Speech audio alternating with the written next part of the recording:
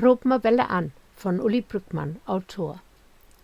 Wann jimme ik bij ons derthus ga, hör ik uit de Warnstuf beständig n luids Teenager-Organ. In schönsten Stimmbruch, klingt meist so, wie n Hahn, der heise ist. Hi, cool, Mann, genau, krass, echt mega geil. Dat is so zu hören, wenn us Junior telefoniert. Und dat kann duren, sag ich die. Einmal an der Strip kennt he kein Glock und kein Tiet mehr. Nicht mal seine engste Verwandtschaft. Kam ich mal in de Stuf, dreht he mir den Puckeltau und flüstert. Kann just nicht snacken, du. Min Ohl steht achter mir und mockt den Horchposten. Mut ich mi so wat na laden in min eigen Hus?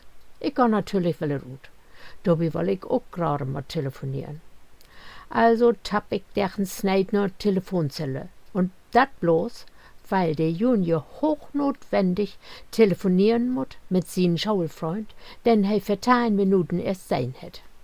He labert und blockiert den Apparat, ruiniert unsere sozialen Kontakte, jagt die Gebühren astronomisch hoch. Ich he wat rot, seine Telefonkosten von d Afdale aftertein. Jawohl.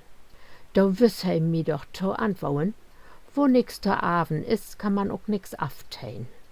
Und wenn ich nun mal telefonieren will und der gegensieht, ist auch eine Gewalt von so'n Teenager-Quasselkopf. Bin ich genauso wie vorher.